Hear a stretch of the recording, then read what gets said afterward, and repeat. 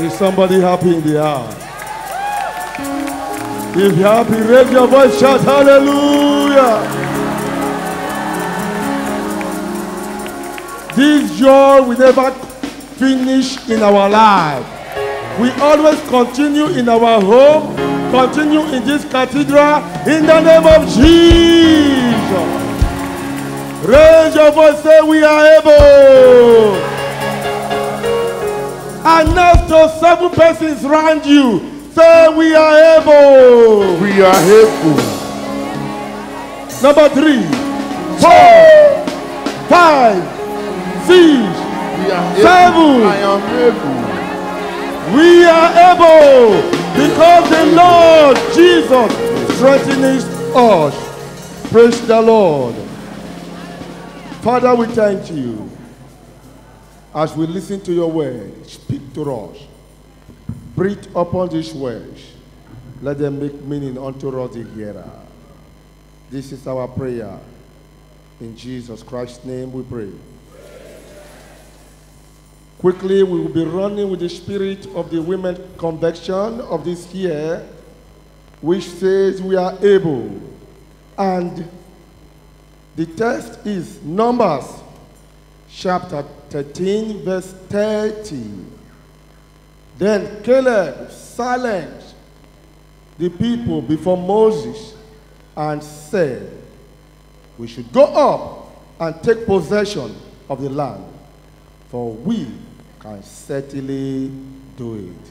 Oh yeah, you personify it. Say, I am able, to possess that which God has given to me. Shout it, I am able. Now, very quickly, a little background about this place. Of course, we know God told the children of Israel. He told Abraham, told Isaac, he told Jacob that this land of the Canaanite, I'm going to give it to you as inheritance. Your children will live in this land. Now, permit me to say this. If you go far, far, far to Genesis chapter 11, something is there. Noah, after tasting the wine he made, Scripture says he was what?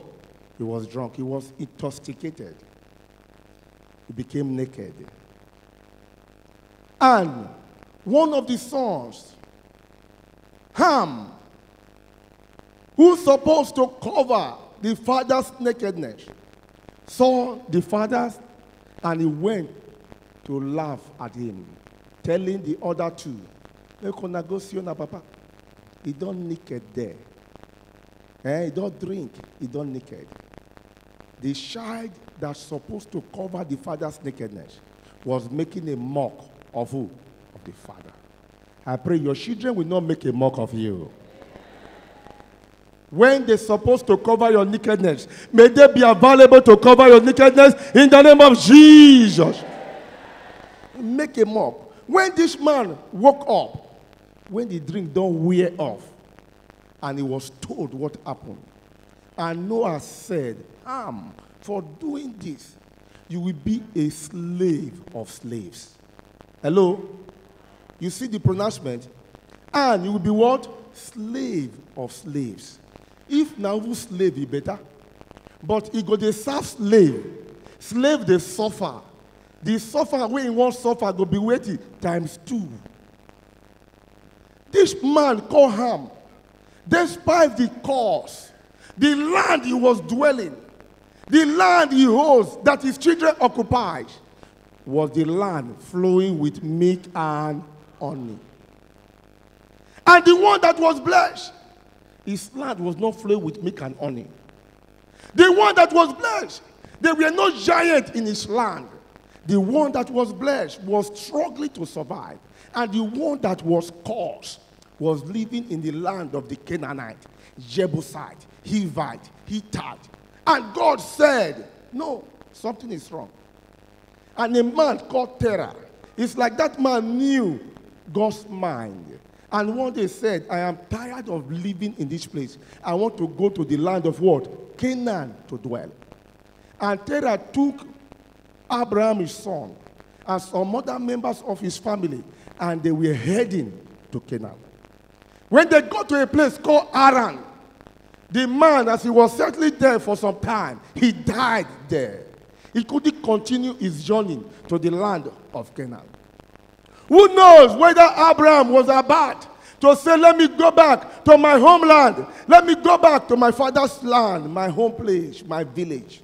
And at that junction, God called him, say, Abraham, get up, leave this place, go to the land. I will do what? I will show you.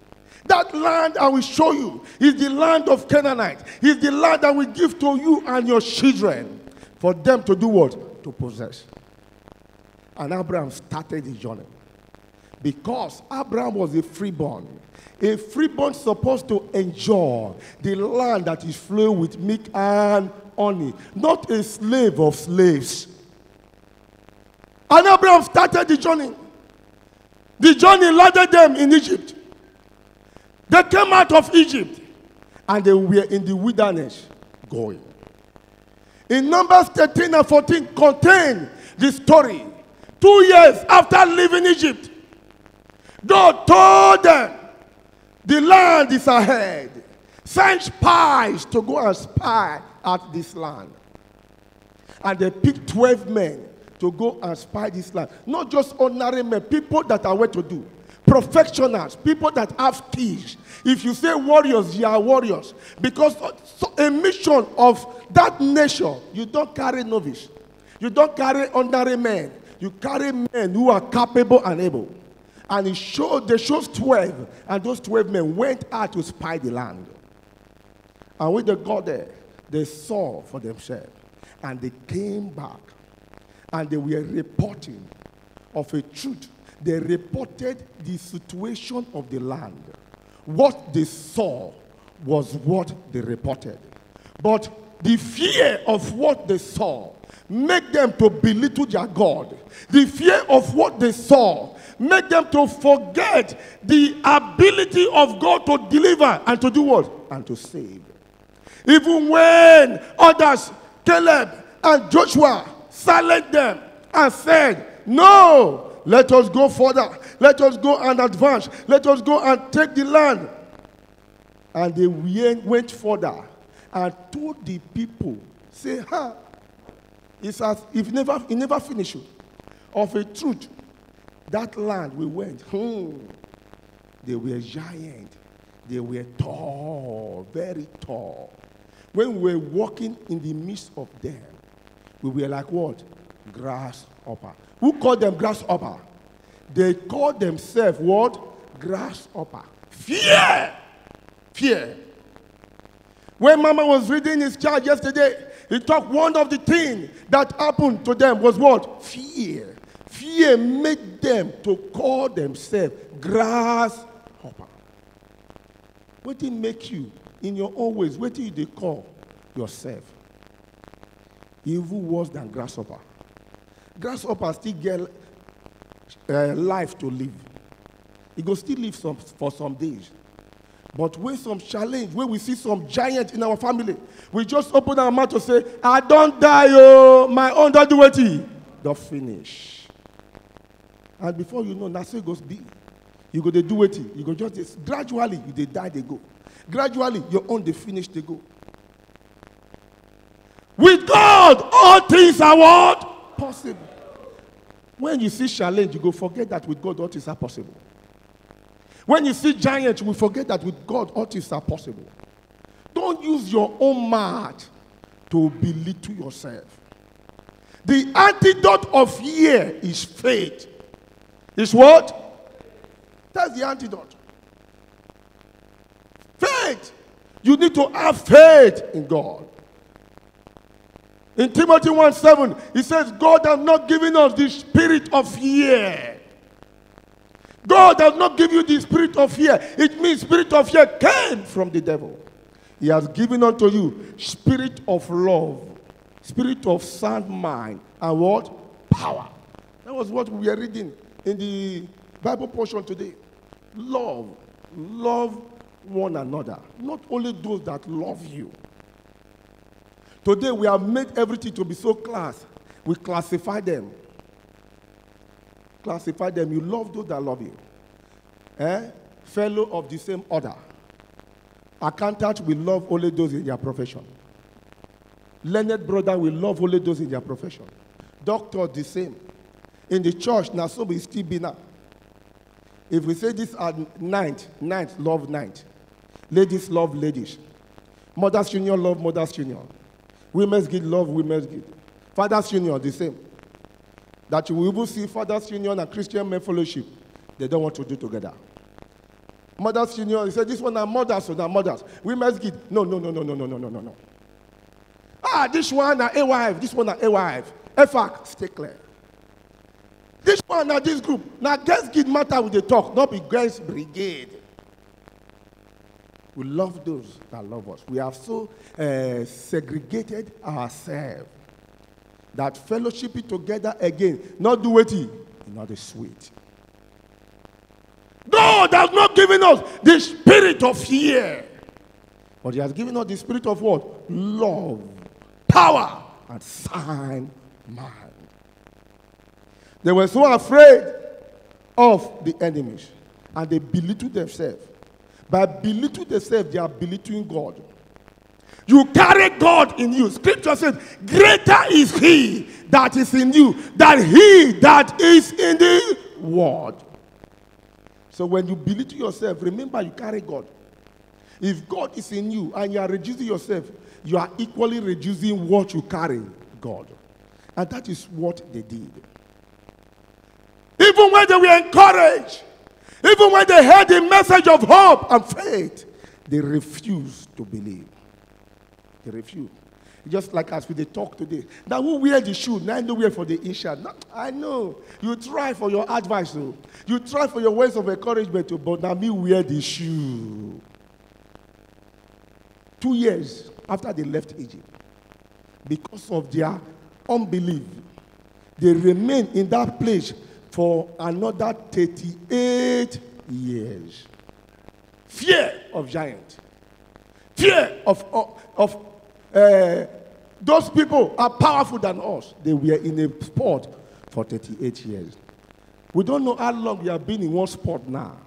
Some of you may be more than 38 years because of what? Fear. Praise God.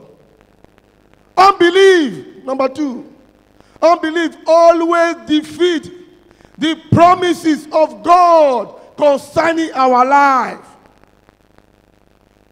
When Mama was reading it yesterday, she said, unbelief doesn't mean you don't believe. There are still how do you call it?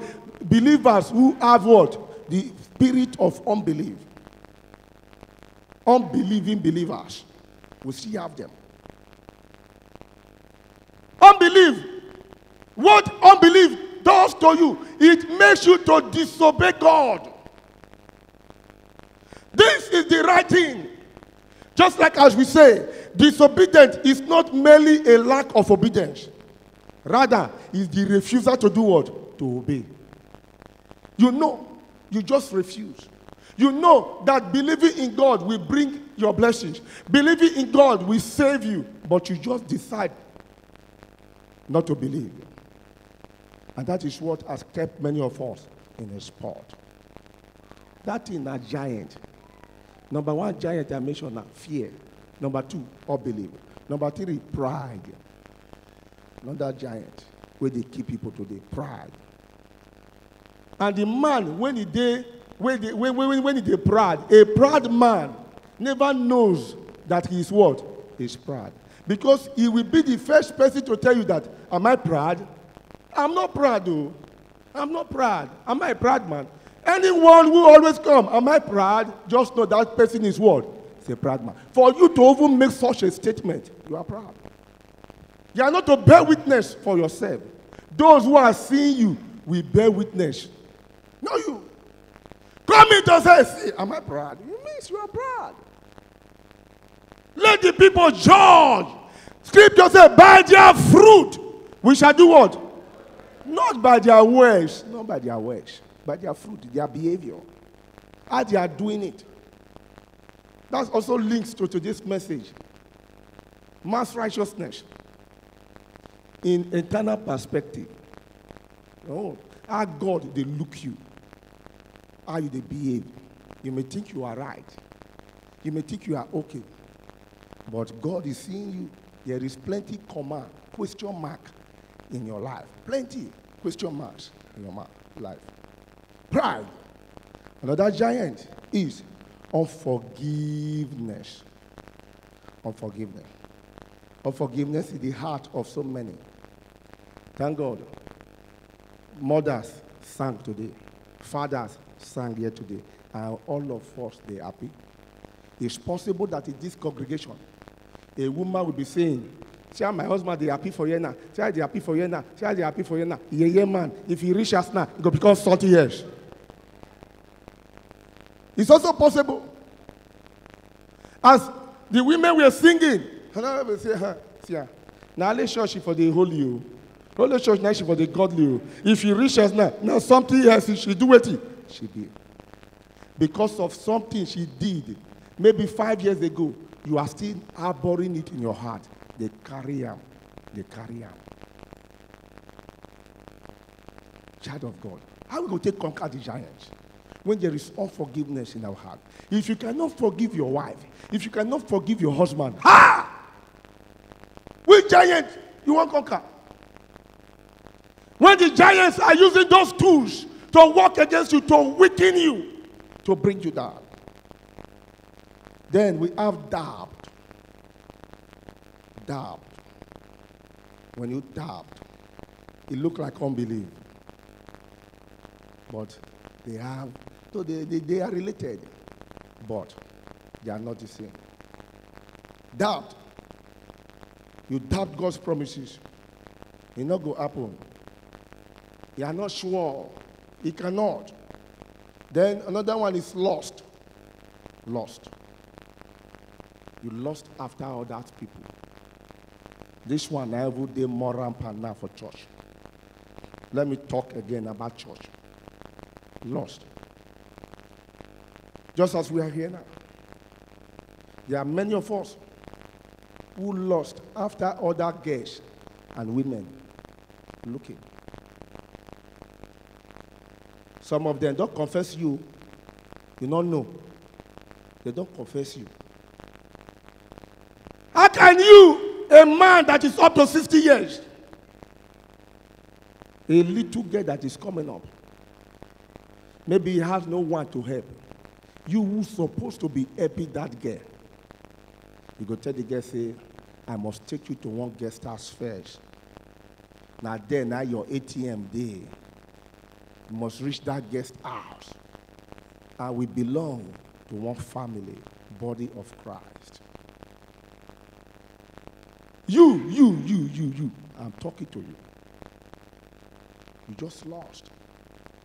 Everything we wear skirt, as you see them, your head go to play that go stand after them. Just lost. Lost. You lost after people's property. You lost after money. No wonder scripture says the love of money is the root of what? Of evil. 1 Timothy 6:10. We lost after everything. The way we lost after them, lost after God. Heaven will be your own. That's what we do. Some of us, the way we behave. Now, take for example, let me give this analysis. Every one of us, we say, we are working to promote the kingdom of God, to expand the kingdom of God. If, as I am now, I went somewhere, maybe you sitting now, are the friend your daughter. We misbehave and so, unknowingly to you that I'm a pastor. Unknowingly to you that I'm an elder in the church. Unknowingly to you that I'm an usher in the church. Then, after we done all nonsense, your daughter may have about 1, about 2, 3, and so, you know. But a day came, you as the father of that girl, who knows everything. You as the mother of that girl, who knows everything. You not decided to say you want to give your life to Christ. Oh, they don't know say they do babati for my area. I not go the church within my area. Let me go this one that is far away. That is located in number 22, Okere Road, worry. And as the person is coming, as he got to the church, now that usher, we don't destroy the life of his daughter. Now they welcome and come to church, come to church, come to church. How you think say the man go do? He go branch? He go just go where? He not go church again. The man will go to church. Once the man enter inside, he begins singing, jumping on the pulpit. Jesus love you. That shall not sin. That shall not fornicate. That shall not commit adultery. Now once the man go get up, go do it. Go away. And here we are here saying we are expanding the kingdom of God. And our behavior, our characters, things we are doing are driving people from the church. From the church. And you say, I'm a righteous man. We are not righteous. We are not. Where do you put your money? Where do you put all your time? You spend all your time, all your resources. Child of God, it's time to wake up. These are fears. These are giants fighting us. Our doings. We have some other giants, like as I was saying earlier, curse. There are some of us, the giant that is bringing us down is the curse upon our family.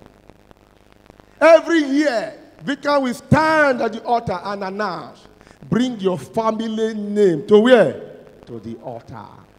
And it will continue. It will say, this is our. They took our family names to shrine, to places, to bring curses, to enter covenant that we are suffering today. Why not bring it to the altar of God so that those curses will be broken, so that those covenants will be broken? But today, how many they bring the name? How many? Whether you like it or not, except now just you, your wife, and your children here. Large family, just as you are in the church, now praying, it's possible somebody is in one shrine somewhere doing something with the name of the same family. So if you are not strong, that giant will bring you down. If your own is not with God, you are a grasshopper. If your family name is not with God, you are a grasshopper. You have account everywhere. Which account do you have with God? Permit me to say this. At the beginning of the year, the vicar said that we want to expand. We want to possess the land from Jordan to the sea. We are expanding. How many of us have taken time to say, Vicar, how are we going to go about this thing? How am I going to contribute towards this thing? How many of you have come with ideas? My vicar, it's a good dream. It's a good vision. Let's put this and this together to achieve that dream. Hello? Even you now, you won't become giant to the church again. You want to become a giant because you are withdrawing that which the church needs at a time like this. How many? This congregation that is thousands of persons. Say, Vicar, how are we going to achieve this dream? What shall we do? I have one or two friends that we can come together and make sure that this dream is actualized. How many? But when it comes to claiming the promises of God, we just open our mouth and begin to claim without doing anything for God. Thank God this is the last Sunday of June. The first Sunday of June, we heard a message here that we are very good in worshiping, but we are not good in serving who? Serving God. And this one is rounding it up now. Are you just a worshiper?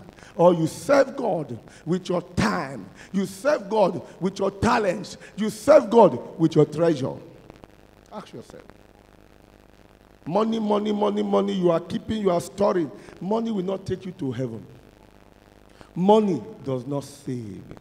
It may keep you for some time, but it cannot replace your life. It may keep you for some time. God who can replace your life is the one calling you. He's the one telling you, don't be afraid. With me by your side, you are able to overcome all the giants. But before we round it up, I want us to look at one scripture. Again, talking about this giant. In 1 Samuel chapter 17, David before Goliath. 1 Samuel 17.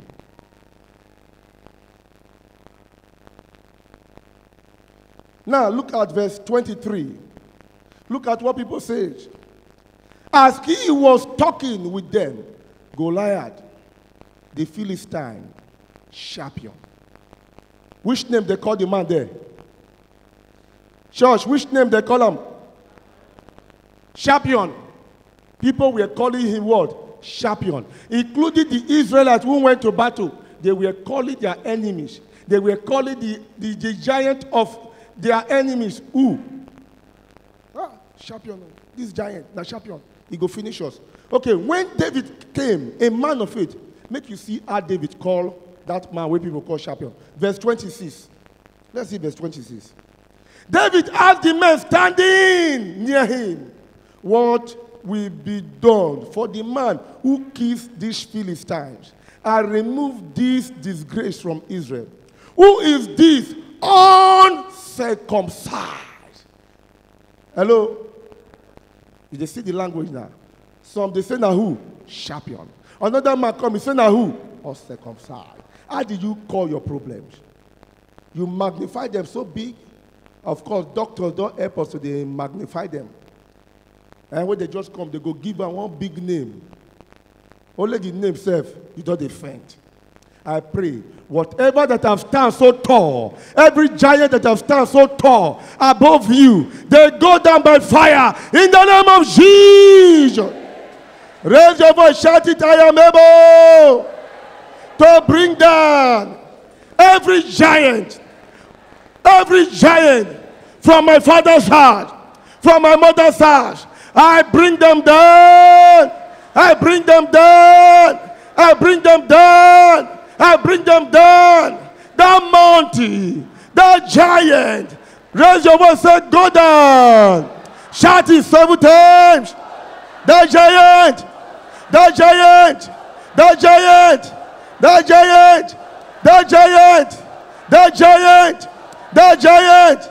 That giant. That giant.